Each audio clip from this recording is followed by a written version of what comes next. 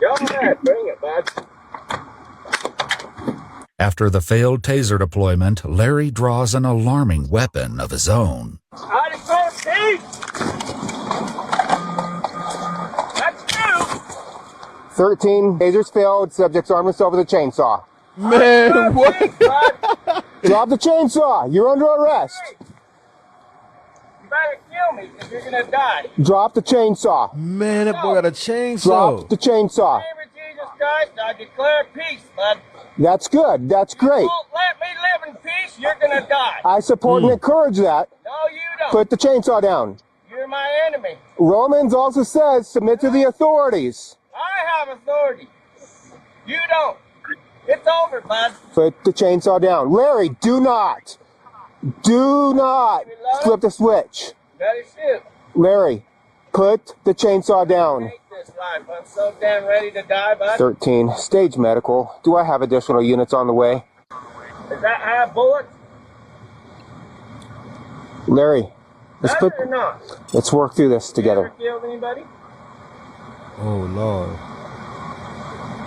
Have you? Declaring you an enemy to God in the name of Jesus Christ. I understand. Put it down now. Put it down. You can kill if you hit me and I don't die. You are dead, bud. Drop the chainsaw. Drop the chainsaw. Better shoot than kill. Drop the chainsaw. I'm done with this life. Drop the chainsaw.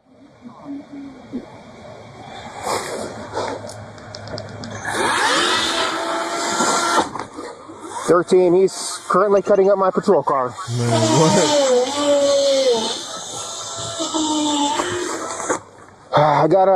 He's cutting up my tire on my patrol car with a chainsaw.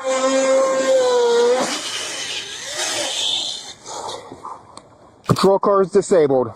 Larry gets back into his truck, ready to flee into the desert. In a last-ditch effort to keep him there, Detective Davis tries to deploy his spike strip, but in the soft sand, Larry easily drives over it without damaging his own tires. With Larry now on the run, Detective Davis informs his fellow officers of the direction in which Larry is heading. Welcome back, my PBM family. Welcome back. Another episode of Old School Cops. You got the three-man squad.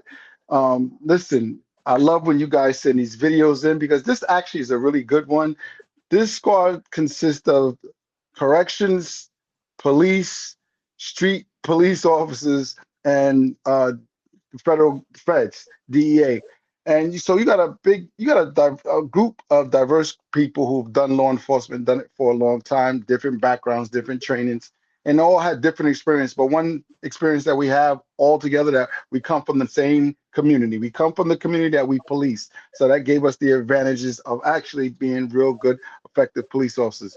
Now, I love this type of video because it's going to draw a lot of attention. The person who sent the video, they say, "Hey, Joe, you think if he was black, they would have shot him?" And I love these type of questions because there's not a one glove fits all. I know there's going to be a lot of, "Oh, hell yeah, they'd have shot him, he's black." That is not the case, because what you see when you see blacks get shot, it creates this certain image that's all you see. Not to say that the numbers don't fall lopsided, but you never know what type of officer, because each individual officer is going to handle things differently. So you can't say yes, because the numbers kind of are lopsided when it comes down to how much force is used and who gets force used against them. You can't say that particular officer would have used it, because I've seen it both ways. I've seen blacks be more aggressive with blacks. And then on the opposite, I've seen some white guys that learned the community, understood it, and had patience and understand what a true threat is and didn't use force. You guys may not seen that because y'all wasn't part of the job, but it's here. We're here to educate you on, you can't just put a glove on every incident and say yes. It would have, if he was black, it would have went differently. Now, a lot of people probably would say why he didn't shoot. Now, every time we see these videos, deadly force policy, right? It's real simple, and this is just universal. Regardless of how much training you have, it's normally universal. It may alter just a little bit depending on what state, but for the most part, right, when I went over to Afghanistan, it was 114 or 19 officers from here. They was all tactical, well, not all tactical training officers, but they was all trainers. So we had to bring out policy and we had to compare policies. We had to create an Afghan National Police Training Manual. So we all got together and we had a lot of input.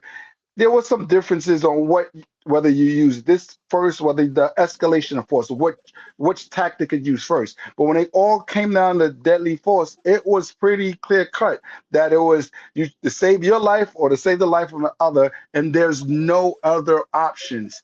A lot of people, when they start talking about deadly force, they like to leave out other options. They love to leave out other options. Deadly force is the most serious policy that you can have in the police department because you're talking about taking someone's life. So they emphasize, at least through my training, that if you can find another option before you take a life, then deadly force is not justified. Use that option. We sought to be savers. We sought to be saving lives. Do you want to save a life? That was one of the questions that we had in the entry level. Do you want to save a life? Yes. Are you capable of saving a life? Are you capable of taking a life? Taking a life is that all other means was exhausted and you had no other choice but to actually pull the trigger to use deadly force to save a life. Now, a lot of people was going to say, oh, he had a chainsaw. He started cutting up the car. If you look at deadly force training, he had options, right? His option was to actually increase his distance so he won't have to use deadly force. And that is exactly what deadly force policy wants you to do. They don't want you to stand there, he has a chainsaw, then start shooting and have deadly force and you take a life. He thought in his mind, right, that if he pulled back, it would allow him more time to still try to talk, still try to get other units.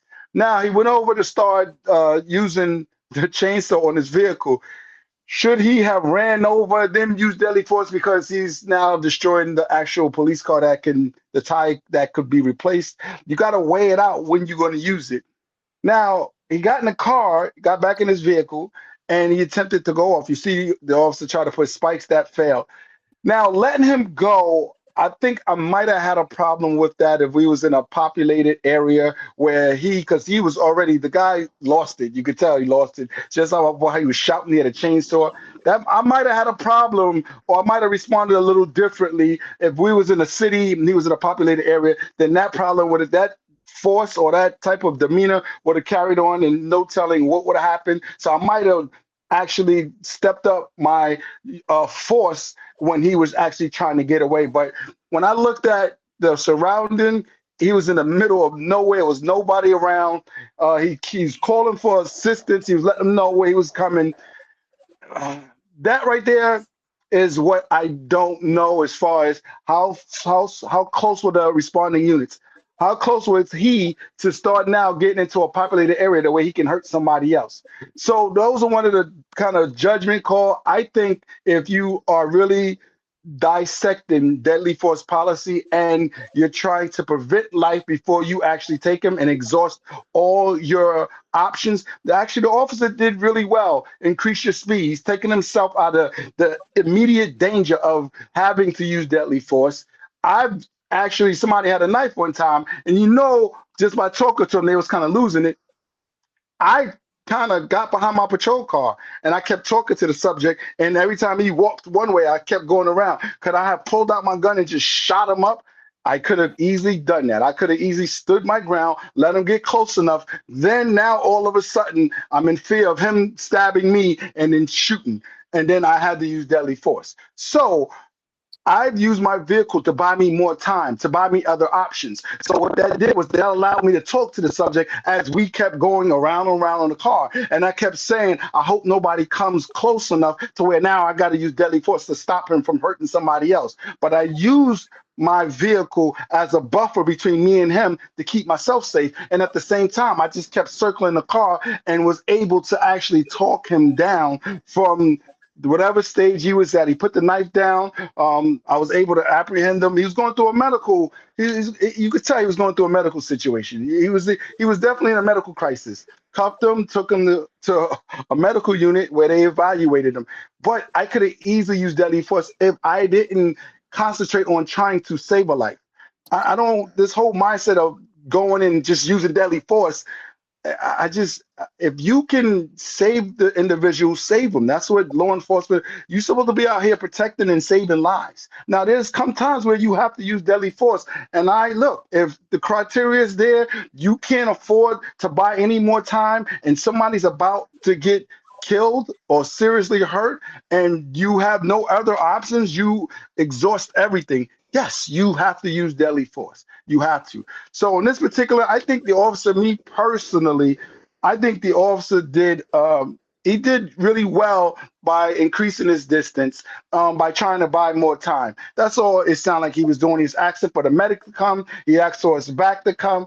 Now, as far as him letting the guy drive off, that's where it gets a little tricky for me, because I had to know more about where we was at and when he's going to reach the next populated or people before he could start hurting somebody.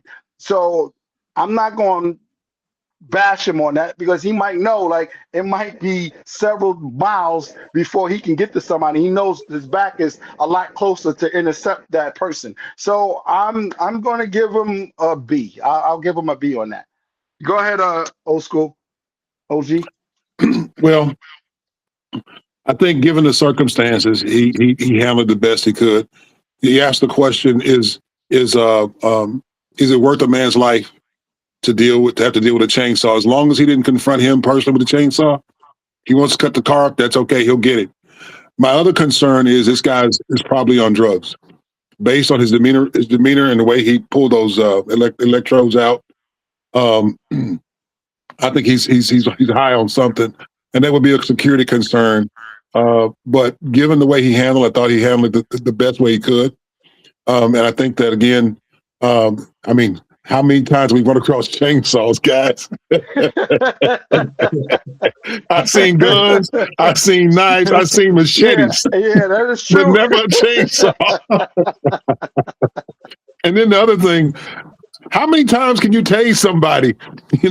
I've never used one, so he zapped him, 3 times? Yeah, and the guy pulled it out. And he just pulled him out? Yeah. I'm sorry. That's like a horror movie. I'm beginning to wonder if this thing was real or not, but yeah. Go ahead, Tom. That is so true. Yeah, no, he did a good job in maintaining distance. I like the way he kept his voice very calm. He didn't escalate it in any way. He was calling by name, so there might be some familiarity with this individual. I don't know if he's on drugs or if he's got a mental problem. There was no life. There's no life lost in this situation. Yeah, he did a good job as far as not escalating. Again, allowing the individual to get into the vehicle and go away. And I think, Joe, you mentioned some key things. They're in a kind of desolated area. We know who we're looking for. We got all the information. Hopefully we can intercept. Like you said, you don't know the proximity of the next town, village where it's populated. So, I mean, at the end of the day, life wasn't lost. The individual, I like to know about his mental history, but whatever familiarity he has with him, he kept it down, and like you said, he kept drawing back. He even withdrew back a little bit, So, I mean, for what you got, nobody was injured, no loss of life, and there's a lot to be learned from that, because that's not an easy cut clear case. There's a lot to be learned from that. Definitely. Now, before we close out, right, I want to challenge my audience. Now, after hearing us explain it, because the question was, and I should have just, I wanted y'all to touch back on it, because the question, the individual who sent the video, they said, if he was black, you think he would have got shot? So I answered that question on my own. So I want you guys to answer that. Go ahead, Ted. Unfortunately, yes. Unfortunately, it would depend on the circumstances, but you talked about this, and this is connected with the incident in Minneapolis. The fear factor applies every time, especially when it comes to black folk. And I'm saying this because we know it happens. All you got to do is be black and act like you're going to do something crazy, and they'll drop you. And I don't know if we can say a black cop wouldn't drop you, but usually in an urban setting, yes. In a rural setting like that, maybe 50-50. Especially if it's somebody who's not been properly trained. But for a brother, unfortunately, yeah. Okay, Tone, what do you think? Yeah, probability is going to be high that he would have gotten shot. But we've seen videos over and over again where people were even further and got shot and succumbed to their injuries. And as Ted mentioned, you got black, white officers, others, and it's like, how comfortable or familiar or what's the black population there in that area? Because sometimes, they're uncomfortable with a black person opposed to a white person, So, again, you got to look at the totality of it. So, yes, no, maybe not. We've just seen a variety of different videos to where you get a mixture of stuff. But when you talk about black and white, probability is higher that if the individual was black, he would have gotten shot. Right. Would you have shot him? No. No. No. No. Okay. So, but the probability is a lot higher. It's against him if you were black, right? Almost definitely. Yes. Yeah, the numbers do support that. For my audience, right? And David, I want you to put up a poll, right? The guy who sent this, he asked, if this was a black person, you think he would have got shot? I want you to answer we're going to vote on it, put a little poll. Yes, he would have got shot, or no, he wouldn't have got shot. I want to hear you. I want to see what kind of views you guys have about this particular incident. And Dave, make sure you put up a poll for them on this particular video. Like we say all the time, if you got beef with the cops, side of the road is not where you fight at. The courtroom. More cops are getting suspended, terminated, they're getting charged, people are getting bags. Take that to the courtroom. Take your fight to the courtroom. Take your L on the side of the road. But when it comes down to it, your vindication is the courtroom. Please be safe. See you next video.